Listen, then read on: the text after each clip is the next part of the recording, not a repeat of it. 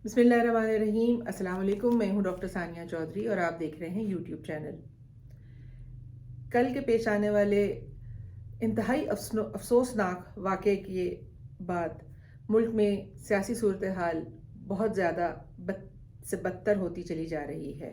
लोगों में गम और गुस्सा बढ़ता चला जा रहा है और इंतहाई कशीदगी की एक सूरत हाल हो चुकी है, जिसका रद्द अमल हुकूमत की तरफ से भी नज़र आ रहा है। बजाय इसके कि वो इस वाक़े की तफ्तीश की तरफ अपना फोकस करते, वो इसको सियासी तौर के ऊपर इस वाक़े से फ़ायदा उठाने के सिलसिले में मुख्तलिफ इक़दाम करते चले जा रहे हैं। आज की वीडियो में हम इस वाक़े के बाद आने वाले वाक़यात जो हैं और जो इवेंट्स हो रहे हैं उन पर कुछ नज़र डालेंगे। सबसे पहले तो खान साहब की सर्जरी हो चुकी है। इतलात आ रही हैं डॉक्टर फैसल सुल्तान जो CEO शौकत खाना मेमोरियल हॉस्पिटल हैं और उस मेडिकल बोर्ड के चीफ हैं, उसे हेड कर रहे हैं, जो खान साहब जिसके ज़ेरे इलाज हैं शौकत खानम हॉस्पिटल में।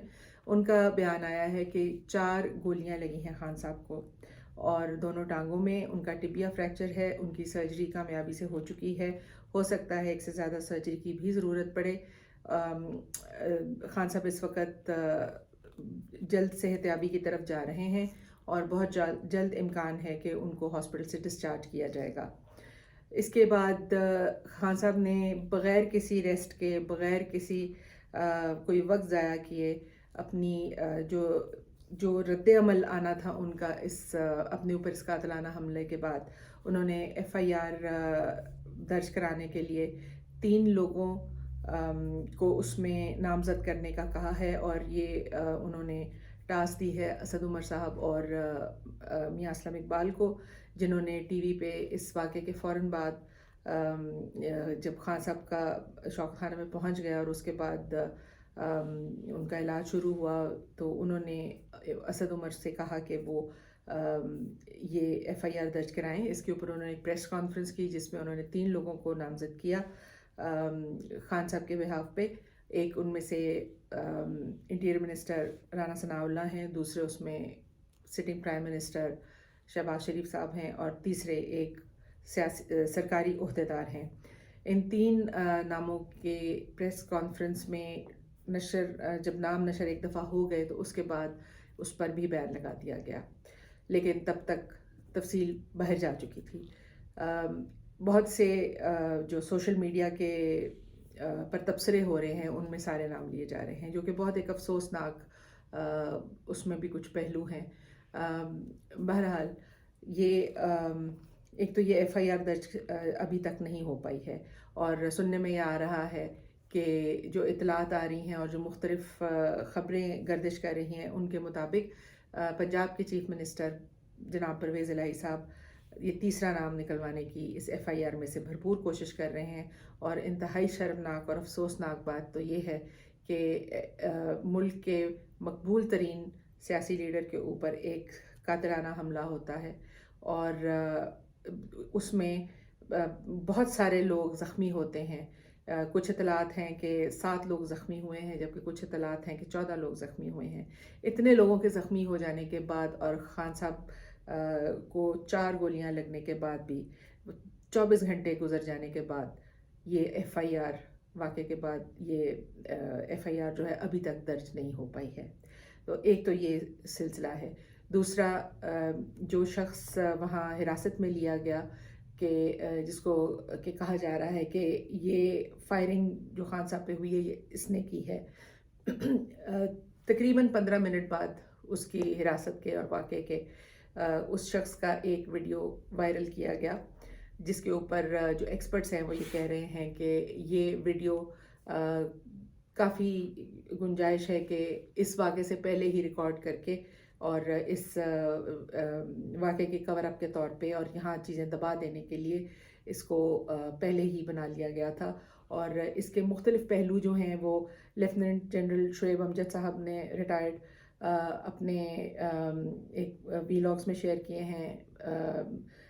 जो मशहूर anchor senior journalist Imran Riaz Khan साहब हैं, उन्होंने बहुत डिटेल में इस یہ جو ویڈیو وائرل ہوئی تھی اس کا انالیسس کیا ہے، اور یہ ساری چیزیں جو ہیں یہ جو انویسٹیگیشن ٹیمز ہیں ان کو ان چیزوں کا تفصیل سے جائزہ لینا چاہیے، کیونکہ یہ کوئی چھوٹی موٹی واردات نہیں تھی۔ ایک پولیٹیکل موومنٹ کے دوران، ایک لانگ مارچ کے دوران، اور ایک بہت بڑے لیڈر کے اوپر، جس کی بہت بڑی فالوئنگ ہے پاکستان میں، اس کے اوپر یہ قاتلانہ حملہ کیا گیا ہے۔ ان چیزوں کو سیریسلی لینا چاہیے، مگر یہ سیریسنیس ابھی تک کہیں بھی جو ہے وہ دیکھنے میں نہیں آ رہی ہے۔ پنجاب پولیس کے اوپر بہت سے سوالات اٹھ رہے ہیں۔ شروع میں ذرا تو کچھ سمجھ نہیں آ رہی تھی، جنہیں کچھ ایکشن لینا تھا کہ یہ ویڈیو وائرل کیوں ہوئی، اور یہ ایک دم سے یہ انٹرویو میں اور یہ تاثر کیوں چلنے لگا کہ یہی ہوا ہے اور بس یہ بات ختم ہوگی، آپ کو بندہ مل گیا ہے، بندہ پکڑ لیا ہے۔ جبکہ جو ٹیلی ویژن کے اوپر مختلف تبصرے آ رہے ہیں، ان میں تو یہ بھی کہا جا رہا ہے کہ جو شخص وہاں موقع پہ موجود تھا، جس کی فوٹیج ہے، اور جو شخص پکڑا گیا ہے، یہ دونوں فرق لوگ ہیں، دونوں کا حلیہ فرق ہے۔ اور جو پکڑا گیا ہے اس نے جو بھی وجوہات مذہبی حوالے سے بیان کی ہیں وہ بیس لیس ہیں، اور خان صاحب کے کنٹینر پہ باقاعدہ اذان بھی لگتی ہے اور نماز بھی پڑھی جاتی ہے، اور اس نے جو نماز کے دوران اذان کے دوران وہاں میوزک ویڈیوز چلنے کی بات کی تھی، وہ بیس لیس ہے۔ بہرحال یہ ساری چیزیں ابھی شروع کے سٹیجز میں ہیں، اور sense needs to prevail in institutions میں بھی جو اس سارے واقعے کی تفتیش کر رہے ہیں۔ دوسری ایک چیز جو دیکھنے میں آ رہی ہے کہ بے نظیر بھٹو شہید کا جب 27 دسمبر 2007 کو ان کی جب شہادت ہوئی، تو جو پیٹرن اس حادثے کا تھا، اس واقعے کا تھا، وہی پیٹرن یہاں پہ بھی دیکھا جا رہا ہے کہ اسی طرح سے ایک شخص ہے وہ ہوا میں فائرنگ کر رہا ہے، اور اسی ساتھ ڈائیورژن اسٹریٹجیز آ رہی ہیں، بعد میں وہاں سے بھی دھڑائی صفائی ہو کر سارے شواہد مٹا دیے گئے، یہاں سے بھی کنٹینر کو فوراً ریموو کر لیا گیا، بجائے اس کے کہ موقع کے اوپر اس ایریا کو کارڈن آف کیا جاتا اور وہاں پر فورینزک ٹیمز آتی اور اپنے شواہد اکٹھے کرتی۔ یہ کافی ساری چیزیں ہیں جو لوپ ہولز ہیں، چھوڑے گئے ہیں، پلانڈ ہیں، نہیں ہیں، کانسپریسی ہے۔ کانسپریسی تو بظاہر نظر آ رہی ہے، لیکن یہ آنے والے دنوں میں تفتیش ہوگی، اور اگر اس کا کبھی کوئی رزلٹ نکلا، کیونکہ پاکستان میں نہ ماڈل ٹاؤن پہ کوئی پیش رفت ہوئی، نہ جتنے بھی لیاقت علی خان اور باقی بے نظیر بھٹو شہید جتنے بھی لوگوں کے اس طرح کے واقعات ہوئے ہیں، ان پر کبھی بھی واردات کرنے والے کو نہ پکڑا گیا ہے، اور بلکہ موقع سے شواہد بھی مٹا دیے گئے ہیں۔ تو ایک جانب تو یہ چیزیں آگے چل رہی ہیں، جو شخص پکڑا گیا ہے محمد نوید نامی، اس کا بدلتا ہوا بیان بدستور بار بار ٹی وی پہ آ رہا ہے، جبکہ ایک جگہ تو خان صاحب عمران خان کی جو تقریر ہے اس کو نشر نہیں کر سکتے، ان کو گولی لگنے کی خبر نشر نہیں ہو سکتی، لیکن یہ اس شخص کی یہ ویڈیو پی ٹی وی سمیت تمام چینلز جو ہیں ان کے اوپر فوری طور پہ نشر کی گئی ہے۔ تو ایک جانب تو ہم یہ سب چیزیں دیکھ رہے ہیں، دوسری جانب پریس کانفرنس کر کے رانا ثناء اللہ اور مریم اورنگزیب نے فوری طور پہ کہا کہ جی یہ حادثہ ہوا ہے اور یہ شخص پکڑا گیا ہے اور یہ وجہ تھی، جبکہ اس کے پیچھے بھی ہسٹری ہے کہ رانا ثناء اللہ نے بارہا اپنی جو مختلف تقاریر کی ان میں یہ کہا کہ عمران خان ایک فتنہ ہے اور اس کا سر جلد سے جلد کچل دینا چاہیے، اور یہی بات مریم صفدر جو ہیں انہوں نے بھی اپنی سپیچز میں بار بار کہی ہے۔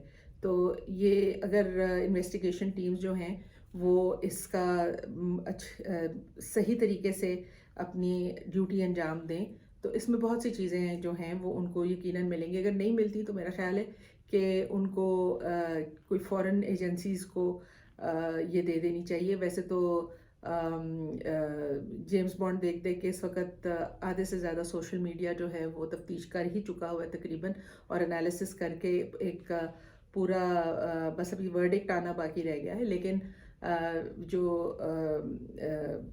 قواعد و ضوابط ہیں ان کے مطابق ایک پراپر تفتیش جو ہے وہ ہونی چاہیے.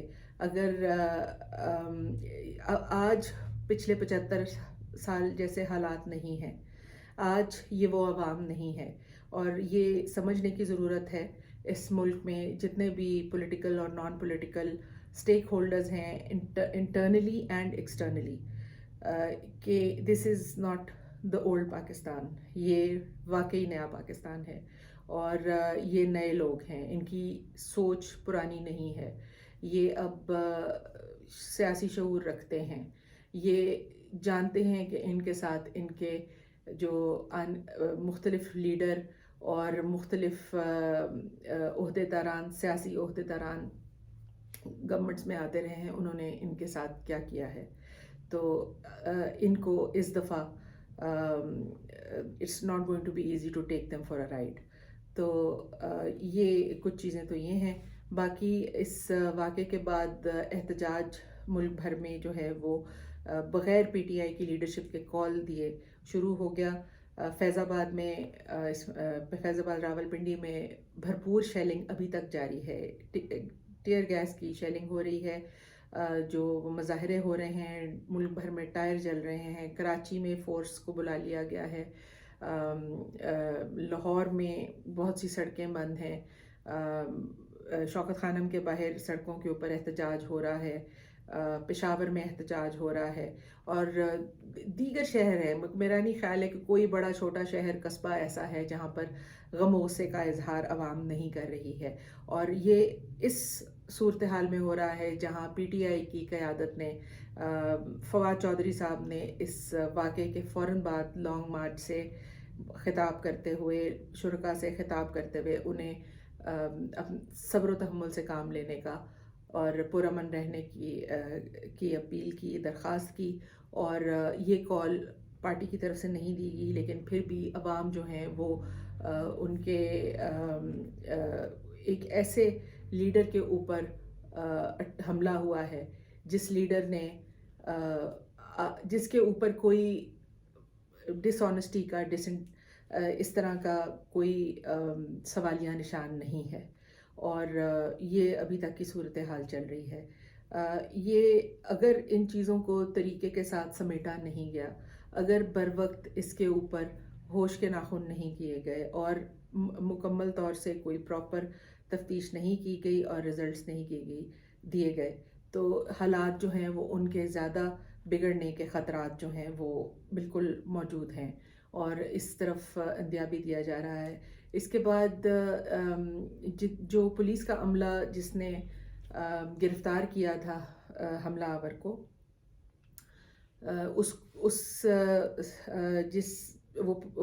جو پولیس تھانہ کے وہ عملہ تھا، اس کے تمام اہلکار جو ہیں ان کو معطل کر دیا گیا ہے. ان کے ٹیلی فونز لے لیے گئے ہیں اور ان کی تفتیش ہو رہی ہے. تو اب امید یہ ہے کہ کچھ بہتری کی صورتحال نکلے گی، لیکن بظاہر نظر نہیں آ رہا. خان صاحب کا ایک خطاب جو ہے وہ انہوں نے آج 4 بجے کرنا تھا، لیکن ان کو مزید اس وقت ایک اور حملے کا خطرہ ہے، جس کی بات جو ہے وہ خبر جو ہے وہ گردش کر رہی ہے، اور یہ انہوں نے ملتوی کر لیا ہے. انہوں نے اپنی سیاسی سرگرمیوں کو ایک پارٹی کا اجلاس شوکت خانم ہاسپٹل میں بلا کر ان کو جاری رکھا، اور وہاں پر بتایا جا رہا ہے کہ عمران خان اس وقت یہ ویڈیو وائرل ہونے کے واقعے پہ، خاص طور سے ایف آئی آر نہ درج ہونے کے واقعے پہ شدید غصے میں ہیں. اس سے پہلے ہم نے کبھی یہ نہیں سنا کہ عمران خان جو ہیں وہ شدید غصے میں. ہمیشہ سننے میں یہی آتا تھا کہ مریم نواز شدید غصے میں ہیں، نواز شریف شدید غصے میں ہیں، شہباز شریف شدید غصے میں ہیں. لیکن یہ چیزیں اب ایک فرق سمت میں چلی گئی ہیں. ان کا غصہ تو ساری قوم دیکھتی رہی ہے. یہ امید ہے کہ یہ غصہ جو ہے اس ملک کو سنبھالنے کے لیے کوئی بہتر اقدامات کرنے میں کارآمد ہوگا. آج کے لیے بس اتنا ہی. اگلے ویلاگ تک اللہ حافظ. اللہ تعالیٰ پاکستان کو سلامت رکھے اور جتنے لوگ زخمی ہوئے ہیں ان کو جلد صحت یاب کرے اور اس ملک میں امن و امان کی صورتحال جو ہے وہ قائم رہے. اللہ حافظ.